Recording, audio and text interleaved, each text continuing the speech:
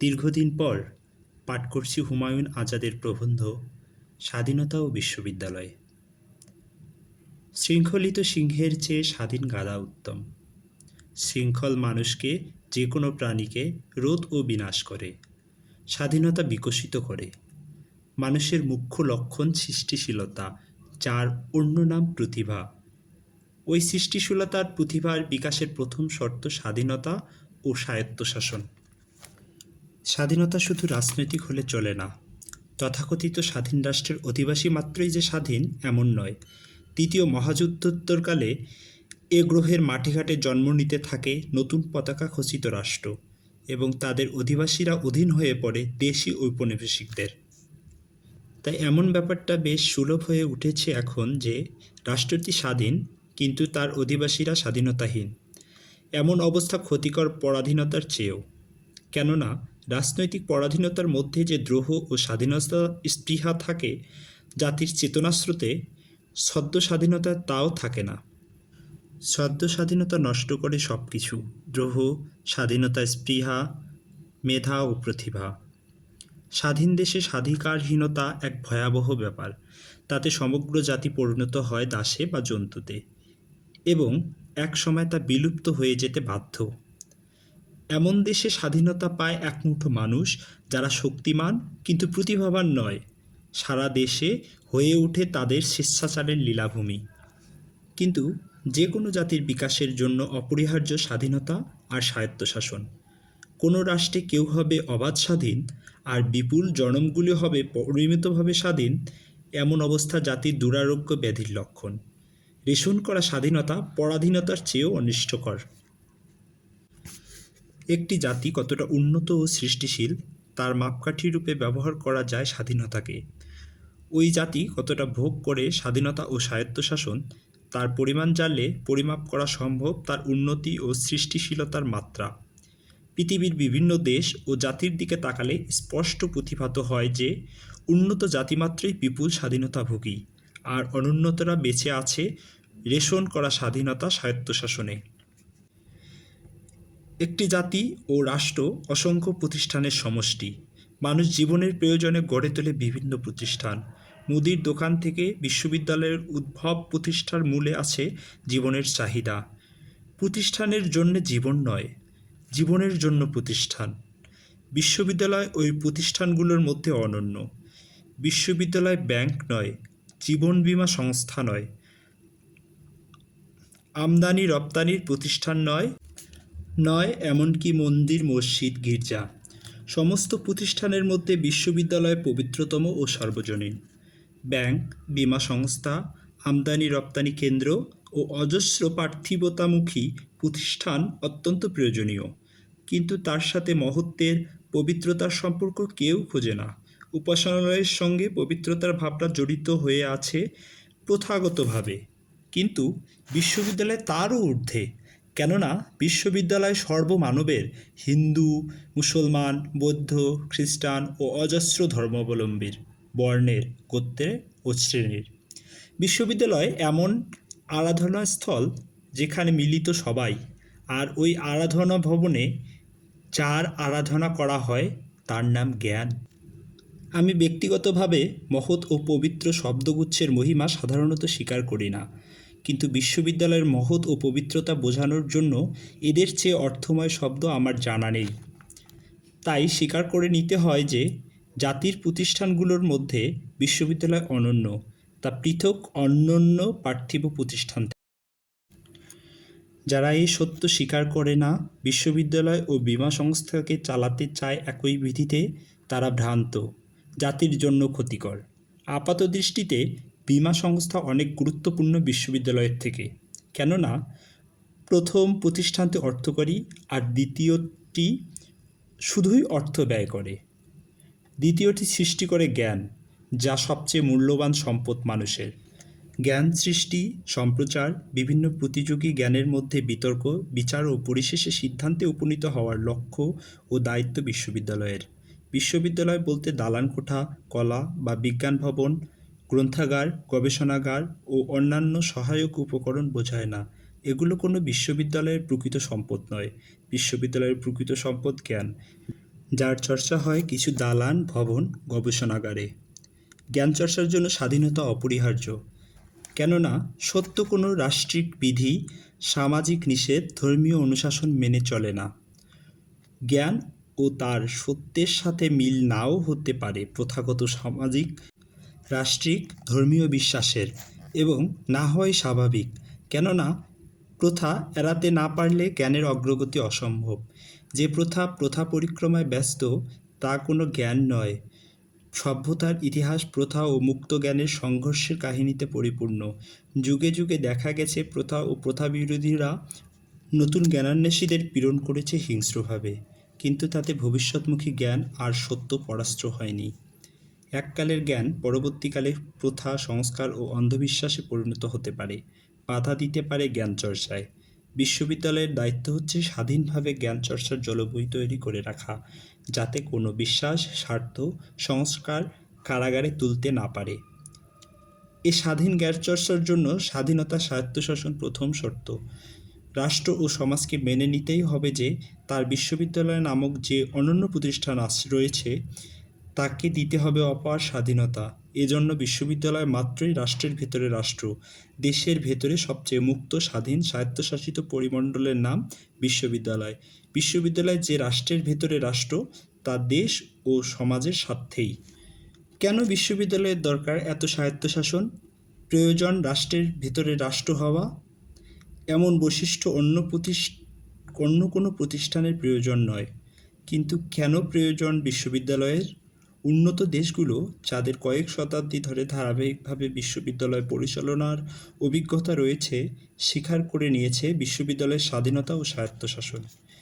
কী পড়ানো হবে, কে পড়াবেন, কাদের পড়াবেন ও কিভাবে পড়াবেন ইত্যাদি বিষয়ে সিদ্ধান্ত নেওয়ার অধিকার ওই সমস্ত দেশে শুধু বিশ্ববিদ্যালয়ের।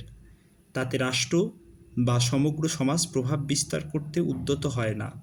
ওই সব রাষ্ট্র জ্ঞানীদের উপর আস্থা পোষণ করে এবং তাদের সিদ্ধান্তকেই শিরোধার্য করে নেয়। তাই বিশ্ববিদ্যালয়ের স্বায়ত্তশাসন ও স্বাধিকার বিশ্ববিদ্যালয়ের একরকম ঐতিহাসিক অধিকার।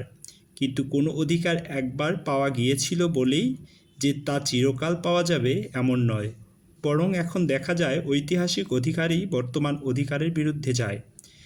এখন কোনো চুক্তি বা সংবিধানের উপর বেশি ভরসা করা যায় না, যে কোনো সময় তা বাতিল হয়ে যেতে পারে। তাই বিশ্ববিদ্যালয়ের শতাব্দী পরম্পরার অধিকারের দাবি বেশি শক্তিশালী নয়। এবার অন্যভাবে বিচার করা যেতে পারে প্রসঙ্গটি। বাস্তব মানদণ্ড প্রয়োগ করে দেখা যেতে পারে স্বাধীনতা, স্বায়ত্তশাসন বিশ্ববিদ্যালয়ের প্রাপ্য কিনা। বিচার করে দেখতে পারি স্বাধীন বিশ্ববিদ্যালয় জ্ঞানচর্চা ও সমাজরাষ্ট্রের জন্য বেশ উপকারী, নাকি পর্যদস্তু, শৃঙ্খলিত, অবরুদ্ধ বিশ্ববিদ্যালয় বেশি উপকারী। কাল ও পরম্পরায় দেখা গেছে স্বাধীন বিশ্ববিদ্যালয় রাষ্ট্রের ও সমাজের যত উপকারে এসেছে, নিত্য নতুন জ্ঞান সৃষ্টিতে সক্ষম হয়েছে, পর্যদস্তু বিশ্ববিদ্যালয়ে তা হয়নি। এজন্য দেখা যাবে পর্যদস্তু রাষ্ট্রের পর্যদস্তু বিশ্ববিদ্যালয়গুলো শুধু সাক্ষ্যশ্রী সৃষ্টি করেছে, বিভিন্ন উপাধি বিতরণ করেছে, নানা বিমর্ষ পরীক্ষা ভিত্তি করে, এর বেশি পারেনি। আর স্বায়ত্তশাসিত বিশ্ববিদ্যালয়গুলো সমৃদ্ধ করেছে বিশ্বকে ও নিজের সমাজকে নতুন জ্ঞান সম্পদে। পর্যদস্তু বিশ্ববিদ্যালয় হয়ে ওঠে সরকারি প্রতিষ্ঠান, আর স্বাধীন বিশ্ববিদ্যালয় সমগ্র জাতিকে সঞ্জীবিত করে রাখে। তাই রাষ্ট্র ও জাতির অস্তিত্বের প্রয়োজনেই স্বীকার করে নিতে হয় বিশ্ববিদ্যালয়ের স্বায়ত্তশাসন। যে জাতি ও রাষ্ট্র তা করে না, তা আত্মহত্যাকেই শ্রেয় বলে গণ্য করে। বিশ্ববিদ্যালয়ের নিজের কোনো শক্তি নেই স্বাধীন স্বায়ত্তশাসিত থাকার। বিশ্ববিদ্যালয় এমন কোনো প্রতিষ্ঠান নয় যে তার নিজস্ব অর্থকোষ আছে, নিজের প্রয়োজনে নিজেই মেটাতে পারে। বিশ্ববিদ্যালয় এমন কোনো প্রতিষ্ঠান নয় যে তার নিজস্ব রক্ষী বাহিনী আছে বিমান, নৌ, পদাতিক বাহিনী, এবং প্রতিহত করতে পারে যে কোনো আক্রমণ। বিশ্ববিদ্যালয়ের এসবের কিছুই নেই। তাকে বিশ্বের অধিকাংশ দেশে সম্পূর্ণভাবে নির্ভরশীল থাকতে হয় রাষ্ট্র ও সমাজের উপর। এখন খুব কম বিশ্ববিদ্যালয় আছে যা আপন ব্যয় নির্বাহ করতে সক্ষম। রাষ্ট্র অর্থ না জোগালে পৃথিবীর অধিকাংশ বিশ্ববিদ্যালয় 1 মাসের মধ্যে বন্ধ হয়ে যাবে। কিন্তু সারা রাষ্ট্রে একটিও বিশ্ববিদ্যালয় নেই এমন রাষ্ট্র অকল্পনীয়। সমাজ ও রাষ্ট্রের বিশ্ববিদ্যালয় দরকার আপন প্রয়োজনে, এবং সমাজ রাষ্ট্র সভ্যতাকে অধিক মাত্রায় সেবা করবার সুযোগ দেওয়ার জন্যই সমাজ রাষ্ট্র মেনে নেয় বিশ্ববিদ্যালয়ের স্বায়ত্তশাসন। তাই স্বায়ত্তশাসন বিশ্ববিদ্যালয়ের অধিকার নয়, তা সমাজ রাষ্ট্র কর্তৃক স্বেচ্ছায় অর্পিত অধিকার। কিন্তু কোনো সমাজ রাষ্ট্র যদি বিশ্ববিদ্যালয়কে স্বাধীনতা স্বায়ত্তশাসন দিতে প্রস্তুত না থাকে, তখন বিশ্ববিদ্যালয়ের জ্ঞানান্বেষীদের সামনে খোলা থাকে দুটি পথ। প্রথমত, তারা বেছে নিতে পারে আত্মবিনাশ, অথবা প্রতিরোধ করতে পারেন সমাজ রাষ্ট্রের অপসিদ্ধান্ত। বিশ্ববিদ্যালয় হয়ে উঠতে পারে অবরুদ্ধ বিশ্ববিদ্যালয়, যাকে ঘিরে থাকতে পারে শক্তিমান জ্ঞান ও সমাজ বিরোধীরা। সমাজ রাষ্ট্র সভ্যতার ভবিষ্যৎ স্মরণে রেখে তখন বিশ্ববিদ্যালয়ের কর্তব্য হয়ে ওঠে স্বায়ত্তশাসন বিরোধীদের প্রতিহত করা। অবরুদ্ধ বিশ্ববিদ্যালয়ের অবরুদ্ধ নগরের মতোই শ্রদ্ধেয়। যে বিশ্ববিদ্যালয় নিজের স্বাধীনতা স্বায়ত্তশাসন রক্ষার পূর্ণ সমরে না নেমে নিজের স্বাধীনতা অর্পণ করে অন্ধকারের পশুদের পদতলে, তার উপর সভ্যতার ও মানুষের সমস্ত অভিশাপ বর্ষিত হওয়া উচিত। অমন বিশ্ববিদ্যালয় জ্ঞান চর্চার নয়, নিয়োজিত পতিতাবৃত্তিতে। যেমন নিয়োজিত হয়েছিল বন বিশ্ববিদ্যালয় 1937-এ হিটলারের আদেশে টমাস মানের ডিগ্রি কেড়ে নিয়ে। জার্মান বিশ্ববিদ্যালয়গুলো তখন ছিল হিটলারের রক্ষিতা। নাৎসিদের তুষ্টিবিধান ছিল তাদের লক্ষ্য, এবং এর ফলে পতনই হয়ে ওঠে জার্মান জাতির নিয়তি। প্রতিটি বিশ্ববিদ্যালয় লালন করে দ্বৈত অনুগত্য, তার অনুগত্য নিজের সমাজের প্রতি ও বিশ্ব মানবের প্রতি। যে সমাজ পালন করেছে বিশ্ববিদ্যালয়টিকে, তার প্রতি যে বিশেষ কর্তব্য আছে বিশ্ববিদ্যালয়ের, তা কেউ অস্বীকার করতে পারে না। আপন সমাজের প্রতি দায়িত্ব পালনের সুবিধার জন্য বিশ্ববিদ্যালয়কে দিতে হয় এমন কিছু বিশেষ সুযোগ সুবিধা ও অধিকার, যা ছাড়া বিশ্ববিদ্যালয়ের পক্ষে দায়িত্ব পালন অসম্ভব। এমন বিশেষ অধিকার অন্য কোনো প্রতিষ্ঠানের প্রয়োজনীয় নয়, কিন্তু একান্ত প্রয়োজন বিশ্ববিদ্যালয়ের। তাই বিশ্ববিদ্যালয় রাষ্ট্রের অন্তর্ভুক্ত হয়েও এক স্বতন্ত্র রাষ্ট্র। স্বতন্ত্র রাষ্ট্রত্ব বিশ্ববিদ্যালয়ের দোষ নয়, গুণ। প্রতিটি বিশ্ববিদ্যালয়ের দায়িত্ব রয়েছে সমগ্র সভ্যতা ও মানবমণ্ডলীর প্রতিও। বাংলা বিশ্ববিদ্যালয় শব্দটির আক্ষরিক তাৎপর্য অনুধাবনযোগ্য। এটি বিশ্বের বিদ্যালয়। এখানে জ্ঞান চর্চা হয় বিশ্বজ্ঞান। জ্ঞানের বিচিত্র রূপ ও বহুমুখী বিকাশের এলাকা বিশ্ববিদ্যালয়। বিশুদ্ধ রূপে জ্ঞান দেশ, সমাজ, এমনকি মানব নিরপেক্ষ। বিশুদ্ধ বিজ্ঞানের চর্চা করা যায় কোনো সমাজ, দেশ ও মানুষকে স্মরণে না রেখে, এবং এর যা ফল তা বিশ্ব মানবেরই কল্যাণে আসে। বিশ্ববিদ্যালয় ব্যবসা প্রতিষ্ঠান নয়, এমনকি পেশাদার বিদ্যালয়ও নয়। শুধু জীবিকা উপার্জনের শিক্ষা দেওয়াই লক্ষ্য নয় বিশ্ববিদ্যালয়ের। সংস্কারহীন জ্ঞান চর্চা, তার সম্প্রচার ও বিচার বিবেচনার স্থান বিশ্ববিদ্যালয়। রাষ্ট্র সমাজের বহু এলাকা আছে যেখানে মুক্ত চিন্তা গ্রহণযোগ্য নয়। উপাসনালয় তার ধর্মবিরোধী চিন্তা সহ্য করে না, সচিবালয় সহ্য করা হয় না ক্ষমতাসীন দলের গৃহীত মতের বিরোধী চিন্তা, কিন্তু বিশ্ববিদ্যালয়ে বিরোধী প্রতাবিরোধী চিন্তাভাবনার বিকাশ ঘটে এক বহুমুখে। এর জন্য দরকার স্বাধীনতা স্বায়ত্তশাসন, যাকে বিবেচনা করতে পারি বিশ্ববিদ্যালয়ের শেকড়ের জল বলে, যার অভাবে বিশ্ববিদ্যালয় পরিণত হয় শুষ্ক বৃক্ষে, আর সচ্ছলতার শতভাবনার ফুল ফল ধরে শাখায় শাখায়। আমরা কি মৃত গাছ চাই, নাকি চাই ফুল ফল ভারাবনত সবুজ সমৃদ্ধ বৃক্ষ? প্রশ্ন উঠতে পারে, আমাদের বিশ্ববিদ্যালয়গুলো কতটা সাফল্য অর্জন করেছে জ্ঞান চর্চায়? কোন অসাধারণ জ্ঞান প্রথম বিকশিত হয়েছে আমাদের বিশ্ববিদ্যালয়গুলোতে? আমাদের অধ্যাপকরা জ্ঞানের বিভিন্ন ক্ষেত্রে মৌলিক গবেষণা করতে সমর্থ হয়েছেন কতখানি? এমন সব প্রশ্নের উত্তর বেশ বুক ফুলিয়ে দেওয়া সম্ভব নয় আমাদের পক্ষে। আমাদের অধ্যাপকরা দাবি করতে পারবেন না যে পদার্থবিজ্ঞানের একটি বিশেষ মৌলিক তত্ত্ব তারাই উদ্ভাবন করেছেন বা আবিষ্কার করেছেন সমাজবিজ্ঞানের কোনো মূলসূত্র, যা মানববিদ্যায় তারা নতুন পথ নির্দেশ করেছেন। এমন দাবি তাদের পক্ষে করা অসম্ভব। তারা যে তাদের মেধা দিয়ে সভ্যতাকে আরও উজ্জ্বল করতে পারেননি, তার বহু কারণের দুটি হচ্ছে স্বাধীনতা, স্বায়ত্তশাসনের অভাব ও মৌলিক মহৎ গুরুত্বপূর্ণ কিছু করার সুযোগের অভাব।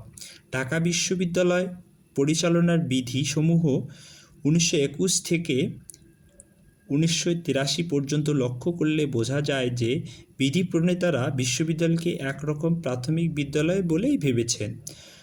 সমাজের সমস্ত শ্রেণীর লোক কর্তৃত্ব করার জন্য ছুটে এসেছে, খ্যাতি পেতে চেয়েছে সমাজসেবক ও শিক্ষাবিদের, এবং বিশ্ববিদ্যালয়কে পরিণত করেছে তাদের দর্প দেখানোর আরেকটি ক্ষেত্রে।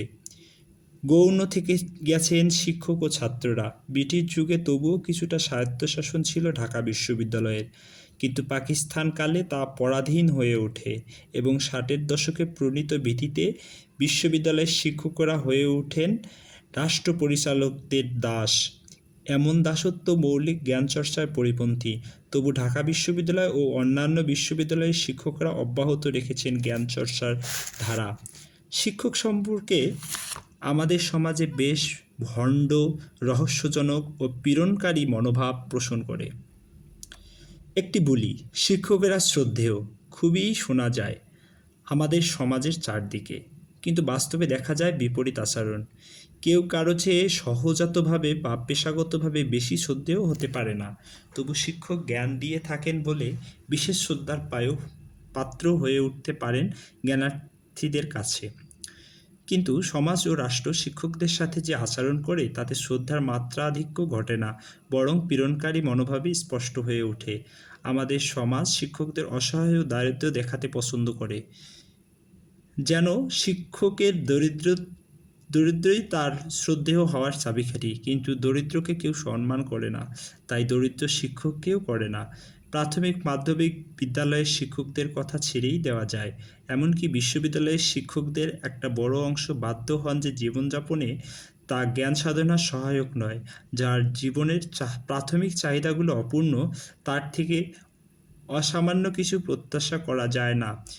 তারপর বিশ্ববিদ্যালয় এমন কোনো সহায়তা দেয় না যা শিক্ষকদের জ্ঞানচর্চায় উৎসাহিত করতে পারে। ঢাকা বিশ্ববিদ্যালয়ের একজন উঁচু পর্যায়ের শিক্ষকের অবস্থা বিচার করা যাক। তিনি যে বেতন ও বাড়ি ভাড়া পান তাতে তার 20 দিন চলে ও বাড়ি ভাড়ার শতকরা 60 ভাগ শোধ করা যায়। তার জীবনের মূল এলাকাতেই সংকট বিরাজমান। বিশ্ববিদ্যালয়ের কলাভবনে একটি ছোট কক্ষে তিনি ও তার এক সহকর্মী বসেন। মোটামুটি 12 বর্গফুটের এলাকা তারা দুজন জ্ঞান অর্জন ও বিতরণ করেন। তার ঘরের পর্দাটি তিনি নিজেই কিনেছেন, কেননা বিশ্ববিদ্যালয়ে তার জন্য একটি পর্দার ব্যবস্থাও করতে পারেনি। কাগজপত্র, পেন্সিল, কলম, টুকিটাকি প্রয়োজনীয় জিনিস তিনি নিজেই কেনেন, কেননা বিভাগ এগুলো সরবরাহ করতে পারে না।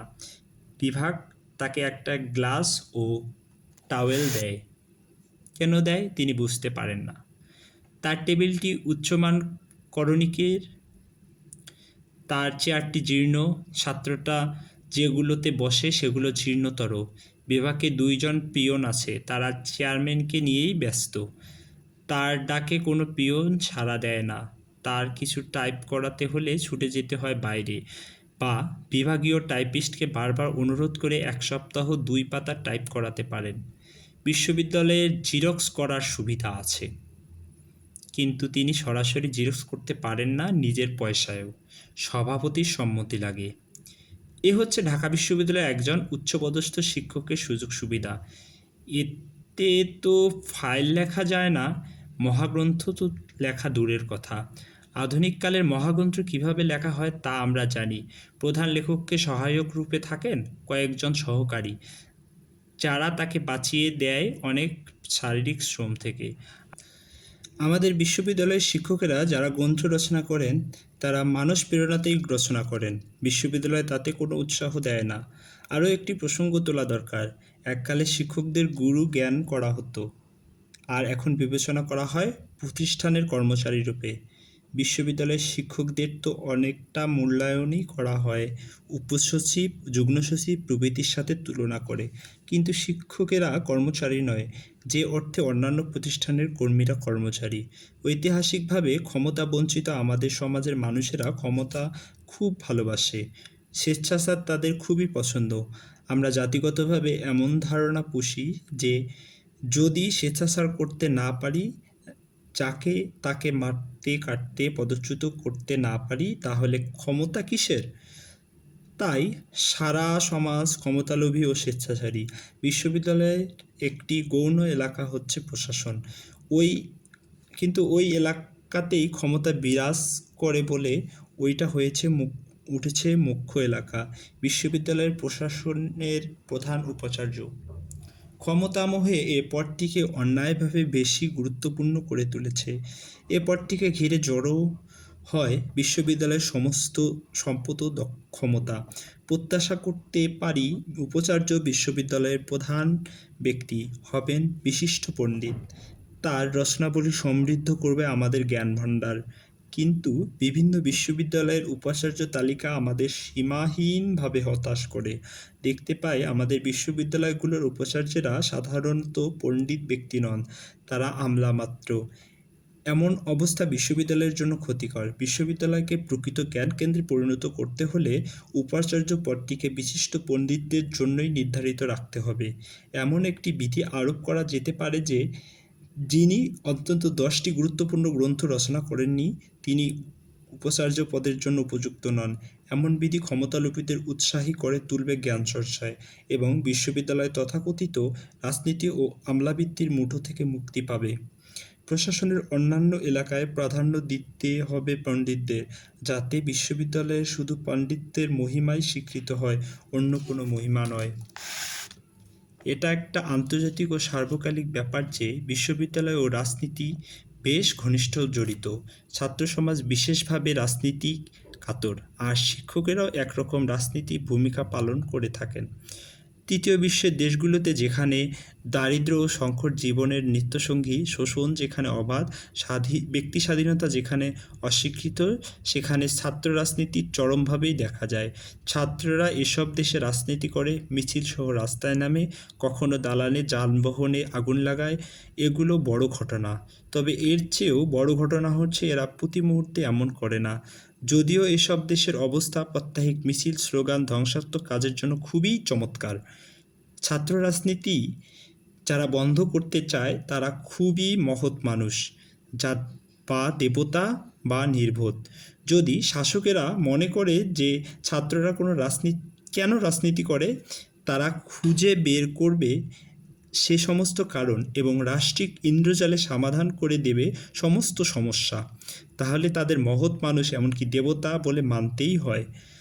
কিন্তু যদি তারা মনে করে যে জারি করবে তারা বিধিবিধান, অনুশাসন, তথাকথিত শৃঙ্খলা রক্ষাকারীদের জড়ো করবে মহাবিদ্যালয় ও বিদ্যালয়ের চারধারে এবং পরিচ্ছন্নভাবে বন্ধ হয়ে যাবে ছাত্র রাজনীতি, তাহলে তাদের নির্বোধ গণ্য করা ছাড়া আর কোনো উপায় থাকে না। আমাদের দেশে ছাত্র রাজনীতি ও আন্দোলনের প্রধান প্রেরণা আসে সরকারের কাছ থেকে।